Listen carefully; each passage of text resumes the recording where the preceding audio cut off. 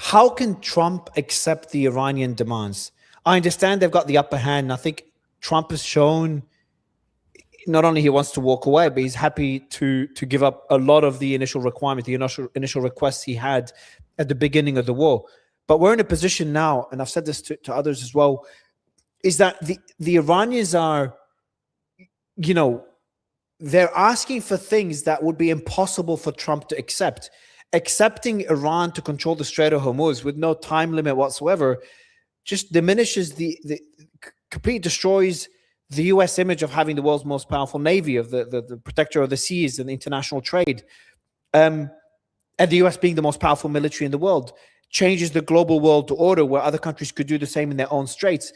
I think it just diminishes the U.S. to such a level where it's no longer a political loss for Trump, but it will have catastrophic consequences for the states. That's for the Strait of Hormuz, and to walk away without actually having any concessions on the nuclear program is also a humiliating loss for Trump. He cannot even twist, as Roy Cohen says, he can't twist this into a win.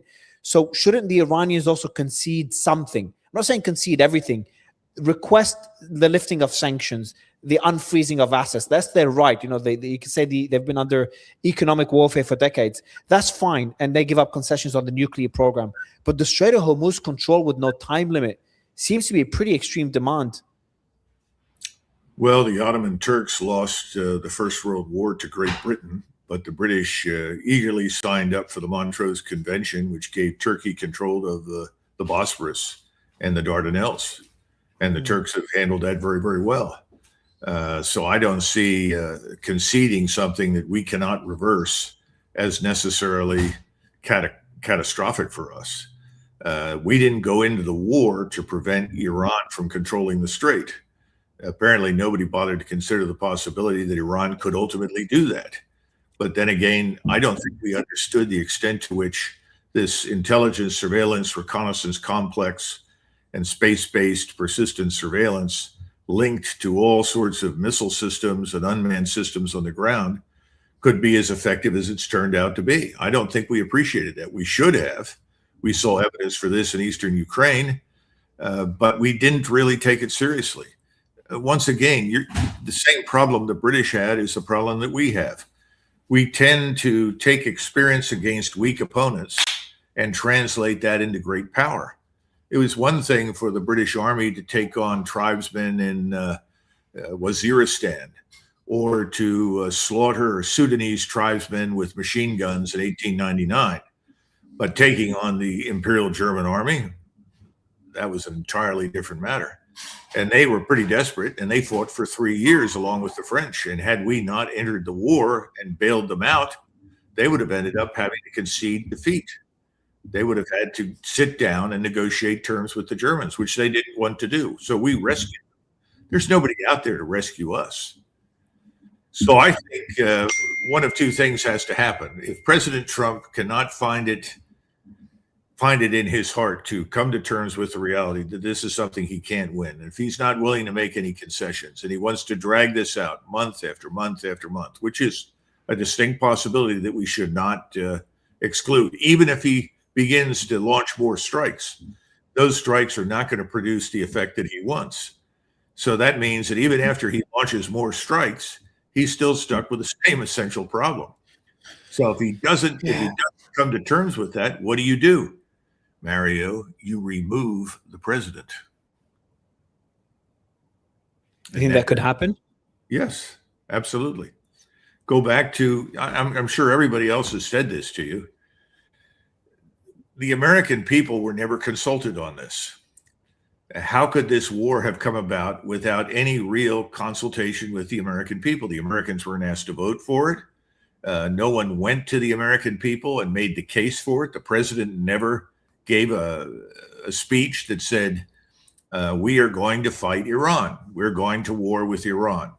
And we're going to war because the Israelis don't want them to have nuclear weapons, and we agree with that. And because the Israelis don't want them to have their ballistic missile arsenal, and we agree with that. And the Israelis don't want Iran to cooperate with anyone in the region against them, and we agree with that. He never built the case. And if he had tried to do that, most Americans would have said, what? Why are we going to war again? because this is what Israel wants. He's never articulated the criticality of fighting to the American people.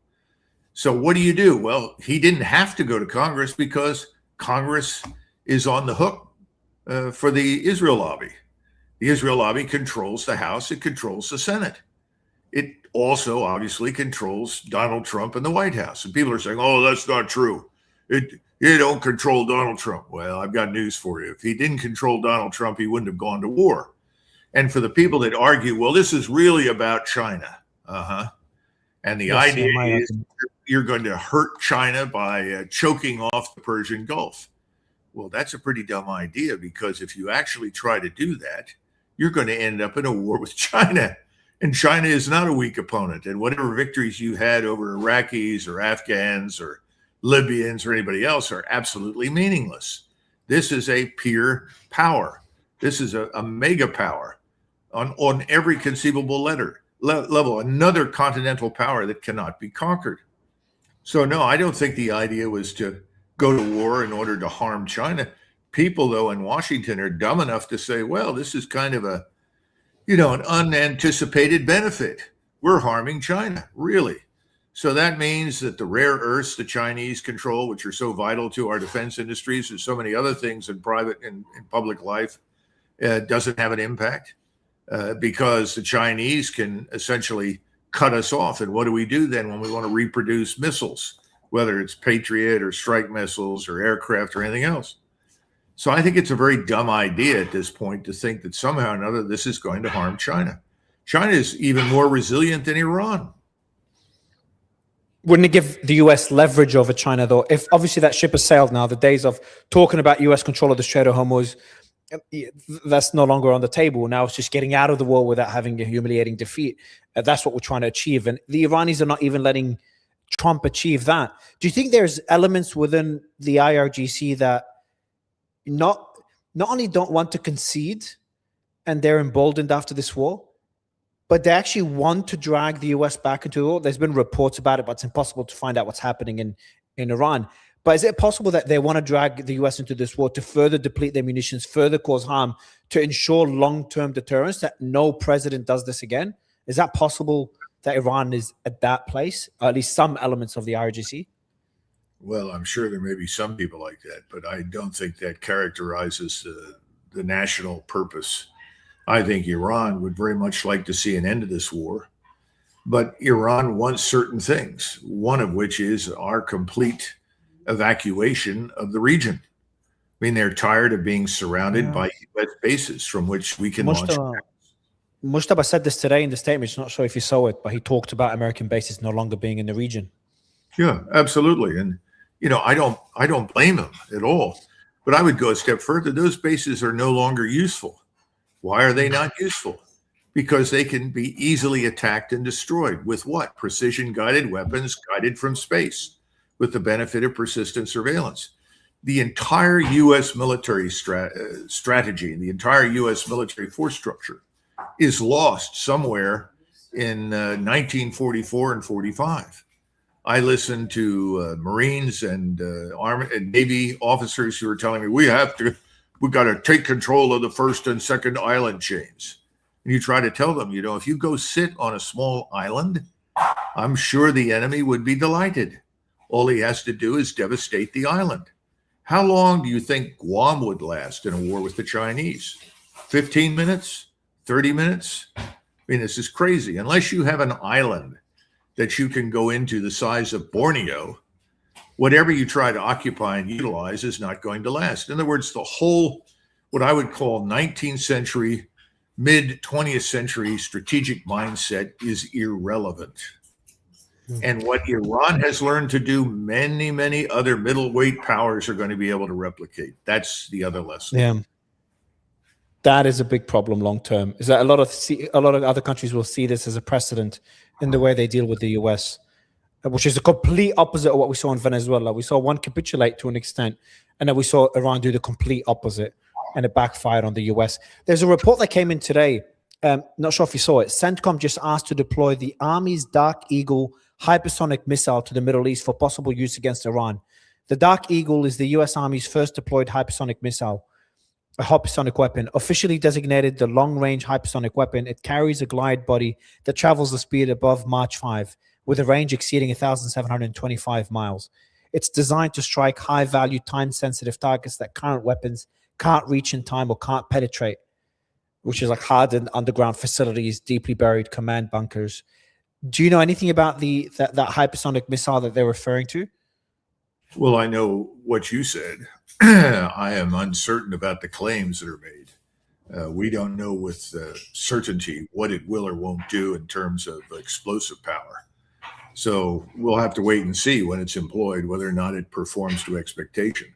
A lot of weapons that were employed at the beginning of the Ukrainian-Russian war did not perform to expectation, both Western and Russian.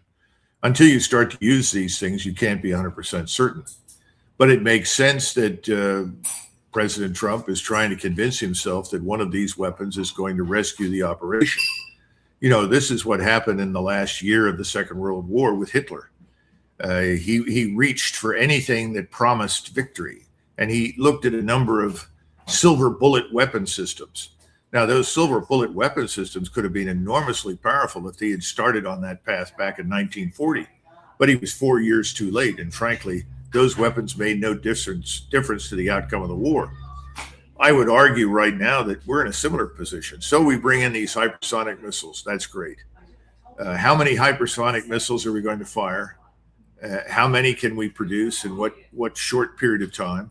How much intensity can we sustain with those weapons? I mean, these are all the critical questions. I don't know, but my suspicion is you're not going to be able to do much with that particular weapon system that is going to change the attitude and mindset of the Iranian government. And that's for the reasons that you already brought up. What possible sane person would sit down and negotiate terms with this current president and his government and buy it? Can you believe anything we say? Where's the evidence that we will carry through on our promises? There just is none. Probably one of the most important treaties we ever signed was the Intermediate Range Nuclear Force Treaty, the INF Treaty. And we casually dismissed it out of hand. And that was a very, very important development because it relieved us and the Soviets at the time of the requirement to build those things. Because if you built enough of them, they had a chance inside Europe, which incidentally is much smaller than what you're dealing with right now in Iran, to have a war-winning capability. So ultimately, both sides said, fine, we'll eliminate the category. We threw it out. We don't know what's going on right now. We've discarded all of the not peacekeeping, but arms control regimes that we formerly relied on. So we have no surveillance. We don't know with absolute certainty what our potential opponents have or what, and they don't necessarily know what we have. So I guess my point is, why would the Iranians negotiate with us at all? For them, the best case is we give up and leave.